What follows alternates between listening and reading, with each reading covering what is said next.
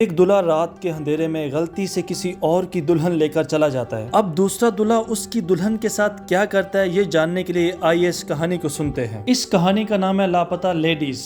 इस मूवी की कहानी अपनी स्टोरी लाइन की वजह से इतनी शानदार है कि बड़ी बड़ी मूवीज की कहानियां इसके आगे जीरो हो जाती है। जैसे ही मूवी स्टार्ट होती है तो हम देखते हैं दीपक और फूल को, जिनकी गाँव में शादी हो रही है। शादी के बाद दीपक के पेरेंट्स यहाँ से चले जाते हैं, मगर दीपक अभी तक 2 दिन से फूल के घर में रह रहा है, क्योंकि फूल की दादी की ख्वाहिश थी गांव में जो पूजा पाठ होती है, फूल उस पूजा पाठ में शिरकत करके फिर यहाँ से चली जाएगी। अब जब वो गांव की पूजा पाठ में शिरकत कर लेती है, इसके बाद जब वो दोनों जाने लगते हैं तो उसकी दादी माँ उसे एक नसीहत करती है। उसे कहती है कि बेटा अब तुम्हारी शादी हो गई है, इसलिए अब तुमने अपना घूंघट ऊपर नहीं उठाना। ये कहकर वो उसका घूंघट नीचे गिरा देती है। इसके बाद दीपक और फूल गाँव से चल पड़ते हैं और एक बस पर सफर करते हैं। बस पर सफर के दौरान दीपक उसका सारा जेवर उतार लेता है। वो ऐसा इसलिए करता है क्योंकि उसे डर है कि रास्ते में रश होने की वजह से कहीं उसके जेवर चुरा न ले जाएं। इसके बाद वो दोनों एक रेलवे स्टेशन पर पहुंचते हैं तो उन्हें जिस डब्बे में बैठने के लिए सीट मिलती है, वहां पर पहले ही 2 शादीशुदा जोड़े बैठे होते हैं। उनके साथ जो दुल्हन बैठी होती है उसका सूट भी फूल के कपड़ों के जैसा होता है और उसके पास सिर्फ एक ही सीट खाली होती है। फूल उसके पास जाकर बैठ जाती है और दीपक उसके साथ खड़ा हो जाता है। कुछ ही देर के बाद फूल के साथ वाली सीट भी खाली हो जाती है और दीपक उस पर बैठ जाता है। दीपक को वॉशरूम आता है और वो टॉयलेट चला जाता है। इस दौरान ट्रेन एक स्टेशन पर रुकती है और इस स्टेशन से बहुत सारे लोग उस डब्बे में और भी आ जाते हैं। जब दीपक वापस आकर देखता है तो उसकी बीवी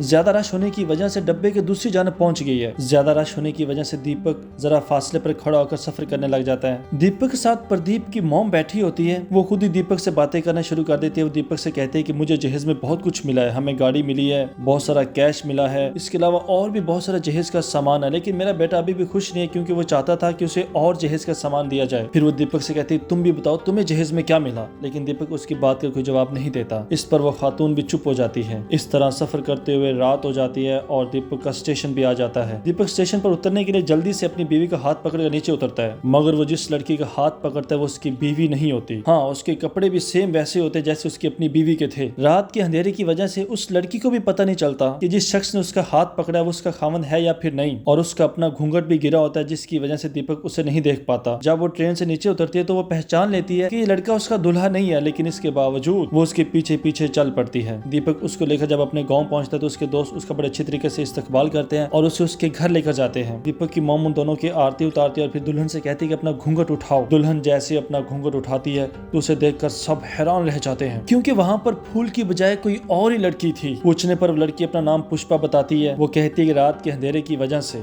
मैं नहीं देख पाई कि मैं जिसके साथ जा रही हूँ वो मेरा खामद है या फिर कोई और। ये देखकर दीपक बहुत परेशान हो जाता है। वो सोचता है कि उसकी अपनी बीवी अब कितनी परेशान होगी और न जाने कहाँ होगी। इसके बाद दीपक की फैमिली वाले उस लड़की से बहुत सारे सवालात करते हैं। उससे पूछते हैं तुम्हारा नाम क्या है, तुम कहाँ से आई हो, तुम्हारे खामन का नाम क्या है, तुम्हारे ससुराल के गांव का नाम क्या है। उनके कई सवालों के जवाब में लड़की कहती है मुझे कुछ नहीं मालूम, मगर वो अपने गांव का नाम गंगापुर बताती है। अब यहाँ पर समस्या ये है कि किसी को मालूम ही नहीं है कि कौन से गंगापुर में रहती है, क्योंकि यहाँ पर बहुत से गंगापुर के नाम से गाँव है। वो दीपक को एक मोबाइल नंबर भी देती है। दीपक जब वो नंबर डायल करता है तो आगे से फोन नंबर बंद होता है। दीपक की मॉम कहती है जब तक इस लड़की के घर वालों का पता नहीं चलता ये तुम्हारी भाभी के कमरे में सोएगी। और दीपक अपने दोस्तों को लेकर स्टेशन पर चला जाता है ताकि वो फूल को ढूंढ सके, लेकिन उसे वहां पर कहीं भी फूल दिखाई नहीं देती। उधर फूल की जब आंख खुलती है तो वो देखती है कि उसके आसपास दीपक नहीं है। वो रेलवे स्टेशन पर उतरती है और अपनी नजरों से तलाश करती है, लेकिन उसे कहीं भी दीपक दिखाई नहीं देता। वो उसी स्टेशन पर जाकर रात काटती है। जब सुबह होती है तो उसके पास एक आदमी आता है जिसे देखकर वो डर जाती है और वहां से भागने लगती है कि वो छोटू से टकरा जाती है। वो छोटू फूल से कहता है कि आपको इस आदमी से घबराने की जरूरत नहीं है, ये बहुत अच्छा आदमी है। वो आदमी फूल को रेलवे स्टेशन के मास्टर के पास लेकर जाता है। वो रेलवे स्टेशन मास्टर से पूछता है तुम्हारे ससुराल के गाँव का नाम क्या है। लड़की कहती है मुझे नहीं पता। वो पूछता है तुम्हारे पति का नाम क्या है। लड़की कहती है शादीशुदा औरत अपने पति का नाम अपनी जुबान से नहीं लेती। इसके बाद वो अपना मेहंदी वाला हाथ उसके आगे बढ़ाती है जिसपे उसके पति का नाम लिखा होता है। इस तरह रेलवे स्टेशन के मास्टर को पता चल जाता है कि इसके पति का नाम है दीपक। वो इससे कहता है तुम्हें पुलिस में जाकर अपनी कंप्लेन करवानी चाहिए, लेकिन फूल इस बात से डर जाती है क्योंकि वो कभी पुलिस स्टेशन नहीं गई। फिर वो छोटू इसको दादी माँ के पास लेकर आता है। वो दादी माँ जो एक अरसा दराज से इस स्टेशन पर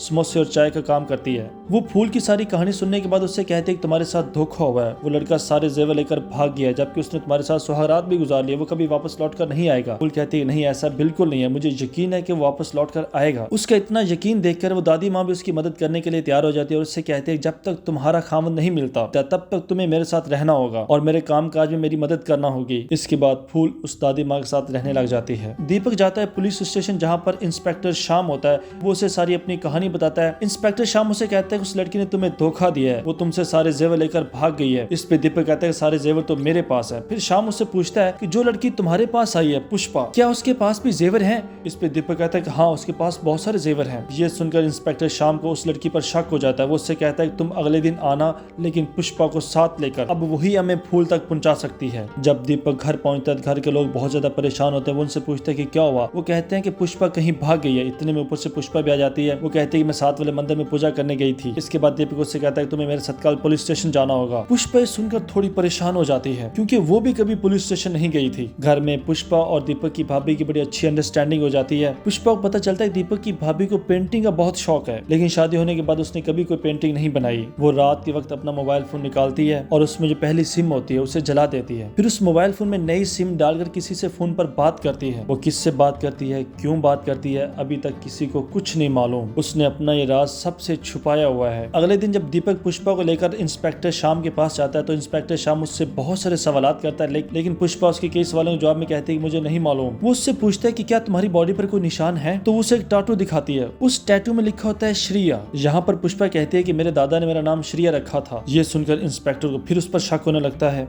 क्योंकि उसके पास एक और भी केस आया हुआ है किसी दूसरे गांव से। उसकी स्टोरी भी बिल्कुल सेम है, लेकिन सिर्फ नाम का फर्क है। उसमें नाम लिखा होता है जिया। इसके बाद इंस्पेक्टर उनसे कहता है ठीक है आप चले जाएं। जैसे ही पुष्पा वहां से निकलने लगती है तो इंस्पेक्टर पीछे से आवाज लगाता है जिया। तो पुष्पा पीछे मुड़कर देखती है। इससे इंस्पेक्टर को यकीन हो जाता है कि यही लड़की जिया है और अब तक जितना कुछ भी हुआ है वो सब का सब यही कर रही है। अब उसकी हकीकत जानने के लिए उसका पीछा करता है, उसकी सख्ती से निगरानी करता है। वो जहाँ जहाँ जाती है, जिस चीज से मिलती है, क्या क्या करती है, वो इन सब चीजों की तस्वीरें भी लेता रहता है और अपने पास नोट भी करता रहता है। वो देखता है पुष्पा अपने जेवर बेचकर कुछ पैसे लेती है और उनमें से 5,000 किसी को भेज देती है। अब वो पैसे कहाँ भेजती है ये अभी तक इंस्पेक्टर को भी नहीं मालूम। उधर दादी माँ फिर फूल से कहते हैं कि आपको पुलिस स्टेशन में जाकर रिपोर्ट दर्ज करवा देनी चाहिए, शायद इस तरह से तुम्हारा पति मिल जाए। लेकिन फूल कहती है कि नहीं, मेरा पति मुझे ढूंढकर मुझ तक पहुंच ही जाएगा। अगले दिन फूल कुछ मिठाइयां बनाती है जो इतनी लजीज होती हैं कि सारी की सारी फौरन ही बिक जाती हैं। इस तरह इनके काम भी चलता रहता है और कई दिन बीत जाते हैं। पुष्पा का मोबाइल फोन दीपक का भांजा देख लेता है तो वो उससे कहते हैं तुम मेरे साथ वादा करो, तुम ये बात किसी को नहीं बताओगे। अगर तुम मेरे साथ वादा करोगे तो फिर मैं तुम्हें मोबाइल फोन दिया करूंगी गेम खेलने के लिए। वो बच्चा उसकी बात मान लेता है। उस वक्त पुष्पा की नजर पड़ती है एक इंतहाई खूबसूरत पेंटिंग पर। जब वो पूछती है पेंटिंग किसने बनाई तो बच्चा बताता है कि मेरी मॉम ने बनाई है। दीपक अपने दोस्तों के साथ शराब पी रहा होता है और उसके दोस्तों से कहते हैं कि देखो दीपक, तुम्हारी बीवी को घर से बाहर रहते हुए पता नहीं कितने दिन बीत गए हैं और अब तक उसके साथ बहुत सारे लोगों ने गलत काम भी कर लिया होगा, लिहाजा अब तुम्हें उसको भूल जाना चाहिए। इस पे दीपक बहुत गुस्से में आ जाता है और वहाँ से चला जाता है। वो नशे की हालत में घर पहुँचता है तो पुष्पा उसे संभालती है। वो देखती है कि दीपक बार बार फूल का नाम लिए जा रहा है। अगले दिन दीपक की भाभी से कहती है आज तुमने एक पेंटिंग बनानी है लेकिन उसके बारे में किसी को भी नहीं बताना। उधर पुलिस स्टेशन में इंस्पेक्टर के पास एक फैक्स आती है जिसमें पुष्पा की तस्वीर होती है और वो जान जाता है कि सारी कहानी के पीछे पुष्पा का हाथ है। वो जल्दी से अपनी गाड़ी निकालकर दीपक के पास आता है, उसे सारी कहानी बताता है। दीपक की सारी बात सुनकर बहुत ज्यादा गुस्से में आ जाता है और इंस्पेक्टर से कहता है कि आप जल्दी से इसको गिरफ्तार करके थाने में बंद कर दें। इंस्पेक्टर शाम पुष्पा को गिरफ्तार करके थाने में बंद कर देता है और दूसरे पुलिस स्टेशन वालों को कॉल करके कहता है लड़की मुझे मिल चुकी है, आप उसे आकर यहाँ से ले जाएं। फिर दीपक के दोस्त उसके पास आकर उसे कहते हैं पुष्पा ने तुम्हारे साथ फ्रॉड नहीं किया, वो तो तुम्हारी मदद करना चाहती थी। इस पे दीपक कहता है कि कैसे वो मेरी मदद करना चाहती थी। तो वो कहते हैं कि पुष्पा ने तुम्हारी भाभी से फूल के बहुत सारे पोस्टर बनवाए थे क्योंकि तुम्हारी भाभी ने फूल को शादी में देखा हुआ था और वो इन पोस्टर को शहर के अंदर मुख्तलिफ जगहों पर लगा देती है और उसी पोस्टर के नीचे तुम्हारे गांव का एड्रेस भी लिखा हुआ है। उधर फूल स्टेशन पर उस पोस्टर को देख लेती है और उसे पता चल जाता है कि उसके पति का गांव कौन सा है। वो छोटू से रेलवे स्टेशन के मास्टर के पास लेकर जाता है। वो मास्टर उसे एक ऐसी ट्रेन में बिठा देता है जो उसके गाँव में जाती है, जो दीपक के गाँव में जाती है। इधर दीपक जल्दी से भागकर थाने पहुंचता है और जिया से कहता है मुझे अपनी सारी हकीकत बताओ, तुमने ऐसा क्यों किया। तो यहाँ पर जिया बताती है कि मैं अपनी कॉलेज की टॉपर थी, मैं आगे ऑर्गेनिक फार्मिंग में पढ़ना चाहती थी लेकिन मेरे पेरेंट्स मेरी जबरदस्ती शादी करना चाहते थे। शादी से ठीक 2 दिन पहले मुझे मालूम होता है कि मेरी जिस लड़के से शादी हो रही है उसकी दूसरी शादी है। इससे पहले उसने अपनी पहली बीवी को जलाकर मार डाला था, मगर मैं अपने पेरेंट्स को नहीं बताती क्योंकि वो पहले ही बहुत ज्यादा परेशान थे। जब ट्रेन में आप मेरा हाथ पकड़ते हो तो मैं इसे किस्मत का इशारा समझ के तुम्हारे साथ चल पड़ती हूँ और मैं सोचती हूँ शायद किस्मत मुझे यहाँ से निकालना चाहती है, शायद किस्मत मुझे आगे पढ़ने का मौका देना चाहती है। मैंने अपने जेवर बेचकर अपनी यूनिवर्सिटी की फीस भी पे की थी